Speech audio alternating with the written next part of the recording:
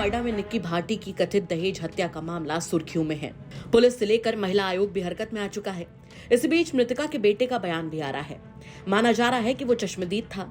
बेटा हालांकि माइनर है। कई बार बच्चों की ट्यूटरिंग भी हो सकती है जिससे उनकी गवाही तोड़ी मरोड़ी जा सके। अब सवाल उठता है कि क्या गंभीर मामलों में भी नाबालिग की गवाही को किसी वयस्क के बयान जितनी ही अहमियत मिलती है। आरोपों की माने तो 21 अगस्त की रात निक्की नाम की एक महिला की ग्रेटर नोएडा के सिरसा गाँव में आग में झुलसकर मौत हो गयी। मौत का आरोप ससुराल पक्ष पर लगा और इस हत्या में मुख्य आरोपी है उसका पति विपिन। इसी बीच सोशल मीडिया पर निक्की के साथ मारपीट और जलती हुई उसकी वीडियो वायरल हो चुकी है, जो कि कथित तौर पर मृतका की बहन ने बनाई। आरोपी समेत उसका पूरा परिवार हिरासत में लिया जा चुका है। इसी बीच निक्की का 6 साल का बेटा कह रहा है कि उसकी मां के साथ उसके पिता ने मारपीट की और कुछ डालकर लाइटर जला दिया। बच्चे के बयान को लेकर भी दो खेमे हो चुके हैं। कुछ कह रहे हैं कि बच्चे कभी झूठ नहीं बोलते, लिहाजा उसके बयान को आधार मानकर तुरंत फैसला कर दिया जाए। दूसरे खेमे का कहना है कि बच्चा बहकावे में आकर भी बयान दे सकता है। ऐसे में छोटे बच्चे की बात के आधार पर किसी केस का तुरंत फैसला भी नहीं किया जा सकता। खैर, ये तो हुई आम लोगों के बीच की चर्चा, लेकिन कानून क्या कहता है? क्या भारत के कानून में माइनर्स के बयान को भी केस में अहम माना जाता है? जानकारों की माने तो इंडियन एविडेंस एक्ट में गवाह बनने की मिनिमम एज तय नहीं है।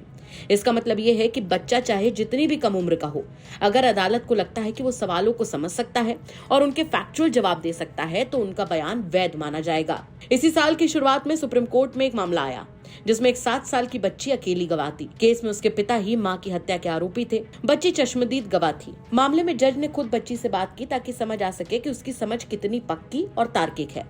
जब जज को समझ आ गया कि बच्ची समझदार है तो उन्होंने उसी 7 साल की बच्ची की गवाही पर पिता को आजीवन कारावास की सजा सुनाई। अब चलिए आपको बताते हैं कि बच्चों से बयान लेने का तरीका क्या है और ये अलग कैसे होता है। भारतीय अदालत उम्र के आधार पर किसी की गवाही को खारिज नहीं करती।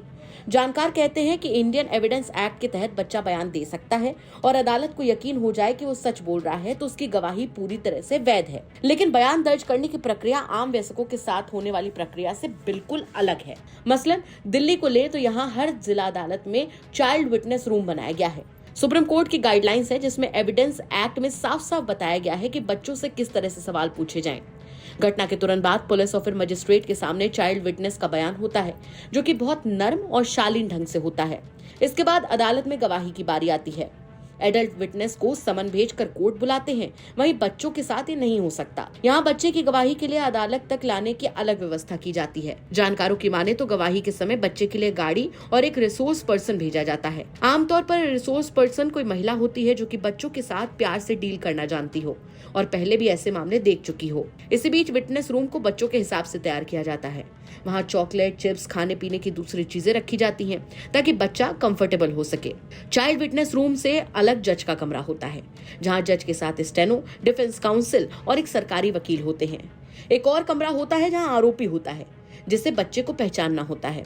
आरोपी का चेहरा सिर्फ कुछ सेकंड्स के लिए बच्चे को दिखाया जाता है, वो भी उसके कंफर्टेबल होने और गवाही देने के बाद, ताकि बच्चा डर न जाए। बच्चा एक स्क्रीन पर केवल जज को देख पाता है और उसकी आवाज भी सुन सकता है। वकील जज को सवाल देते हैं और वही सवाल बहुत प्यार से जज पूछते हैं।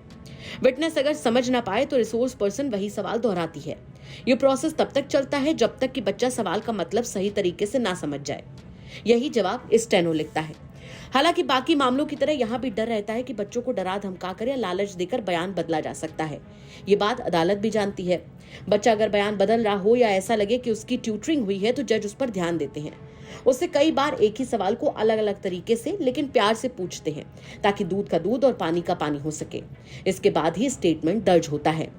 इस दौरान बच्चे की सुरक्षा सबसे अहम होती है। चाइल्ड विटनेस बिना डरे या बगैर दबाव से रह सके और उसका बचपन प्रभावित ना हो, इसके लिए कई व्यवस्थाएं की गई हैं। मसलन बच्चे का नाम चार्जशीट तक में नहीं लिखा जाता, ना ही जजमेंट के दौरान या गवाही लेते हुए उनका नाम या पहचान जाहिर होती है। इसके लिए एबीसी या फिर कोई भी कोड लिख दिया जाता है।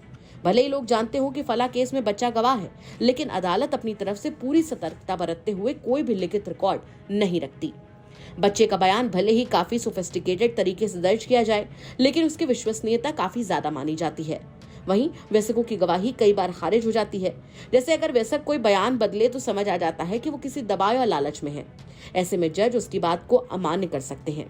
कई बार गवाह होस्टाइल हो जाता है और अपनी बात से बिल्कुल मुकरते हुए नई ही बात बोलने लगता है, तब भी माना जाता है कि गवाही भरोसेमंद नहीं है। ब्यूरो रिपोर्ट, यूपी तक।